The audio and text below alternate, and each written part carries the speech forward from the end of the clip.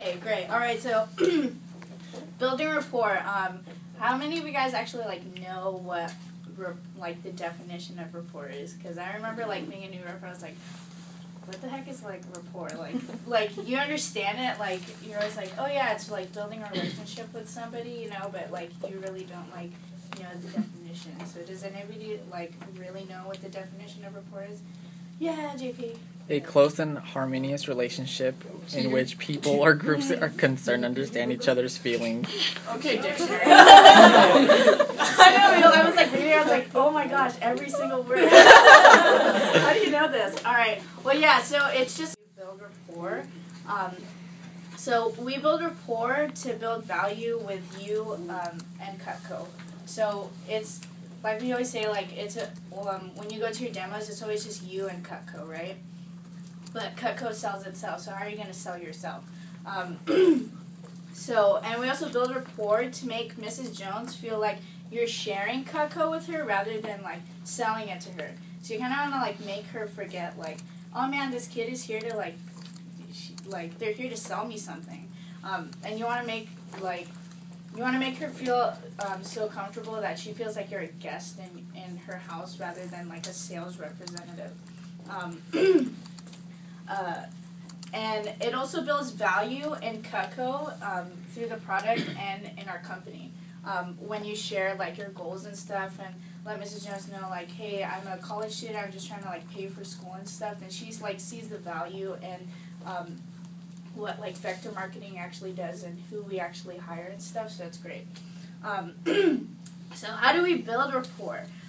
First, what I like to do is I like to take the verification form, because you're supposed to have Mrs. Jones fill out the first half first, so that's my introduction to who she is, what kind of knives she has, if she even knows what knives she has, or does she have to go run over to get it real quick, or be oh man, I don't even know what these are.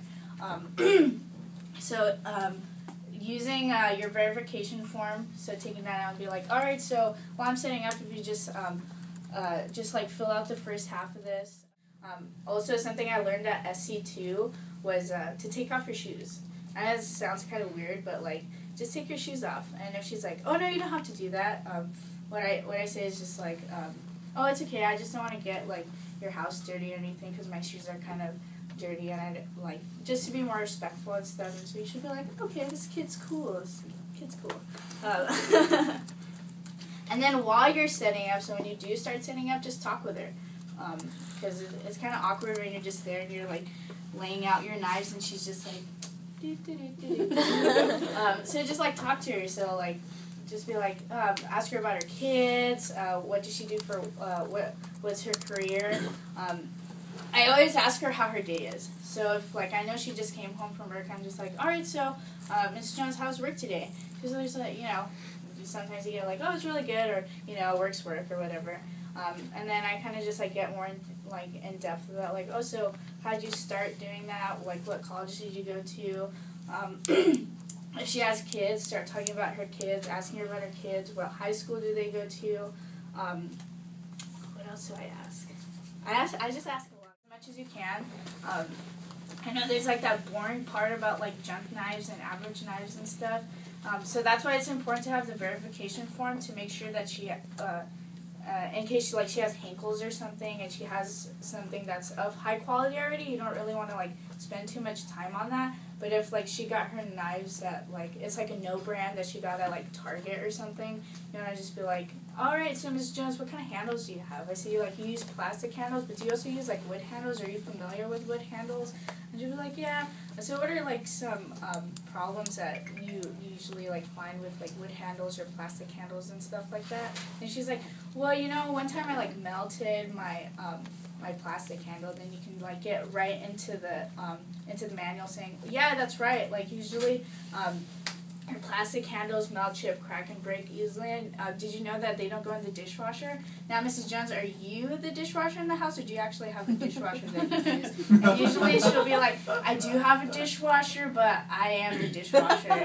So just making it a lot more fun, asking her if she knows what the tang is. Have you ever had this incident or this happen to you before like your handle cracking or splintering or whatever, and or rusting or anything. And then just use your personality to your advantage. So if you're funny, like Elmer is, like, try to make it as, like, fun as possible and try to, like, crack jokes and stuff. If you're not funny and you're kind of like that shy person, I would just suggest, like, trying to come out of your shell, you know, because you are going to be talking to a lot of people, but it's more fun for her when you're actually, like, having a conversation with Mrs. Jones. I always try to, like, think of myself as, like, a Girl Scout trying to sell